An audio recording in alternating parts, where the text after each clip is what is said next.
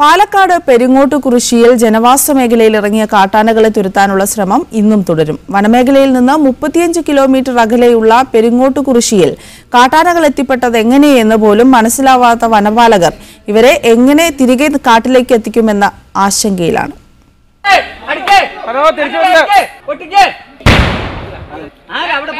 രാവിലെ മുതൽ ഈ ആനകൾക്ക് പിറകെയാണ് വനപാലകരും നാട്ടുകാരും. പടക്കമെറിഞ്ഞും ആർത്തു വിളിച്ചും ആനകളെ തുരത്താനുള്ള ശ്രമം.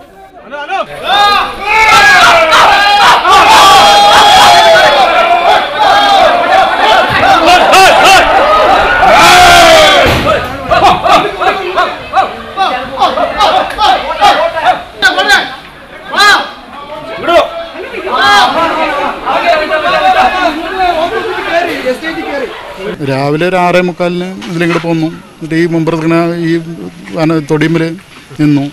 പിന്നെ ഇതിൽ കൂടെ ഈ ചുറ്റുവർത്തൊക്കെ ഓടി. അവിടെ മുഴുവൻ ജനവാസ മേഖലയാണ്. ഇപ്പോൾ ഇവിടെ ഇപ്പോൾ തിരിച്ചു വന്നിപ്പോൾ ഈ വീടിൻ്റെ പുറകിൽ തന്നെ നിൽക്കുന്നുണ്ട്. 3 കാട്ടാനകൾ ഉള്ളതിനാൽ മയക്കുവെടി വയ്ക്കൽ പ്രായോഗികമല്ല. 35 കിലോമീറ്റർ അകലെ മുണ്ടൂർ വനമേഖലയിലേക്ക് പടക്കമെറിഞ്ഞ് മാത്രം ആനകളെ എത്തിക്കുന്നത് എങ്ങനെയെന്നും അറിയില്ല. വളരെ ക്രൂരമായ ഒരു നടപടികളും ചെയ്യാതെ ആനയെ അതിൻ്റെ ലക്ഷ്യസ്ഥാനത്ത് എത്തിക്കണം എന്നുള്ള വലിയ ഒരു പദ്ധതി ഓപ്പറേഷൻ നടത്തിക്കൊണ്ടിരിക്കുകയാണ്. ആനകൾ തങ്ങളുടെ വഴിത്താര മറന്നു പോയതിനാലാവാം തിരികെ പോവാത്തത് എന്നാണ് വനപാലകരുടെ അനുമാനം. ഇതുവരെ കാര്യമായ നാശമുണ്ടാക്കിയിട്ടില്ലെന്നത് മാത്രമാണ് ആശ്വാസം. പാലക്കാട് ജില്ലയിൽ കഴിഞ്ഞ കുറേ ദിവസങ്ങളായി ജനവാസ മേഖലയിലേക്ക് ആനകൾ ഇറങ്ങുന്നത് പതിവാണ്. കഴിഞ്ഞയാഴ്ച മലമ്പുഴയിൽ ഒരാളെ കാട്ടാന ചവിട്ടിക്കൊന്നു. ഒലവക്കോട് റെയിൽവേ സ്റ്റേഷനിൽ വരെ കാട്ടാനകൾ എത്തിയിട്ടും ഇത് തടയാൻ വനപാലകർക്കായിട്ടില്ല. ക്യാമറ പേഴ്സൺ വസീം മുഹമ്മദിനൊപ്പം SA അജിംസ്, മീഡിയ 1, പാലക്കാട്.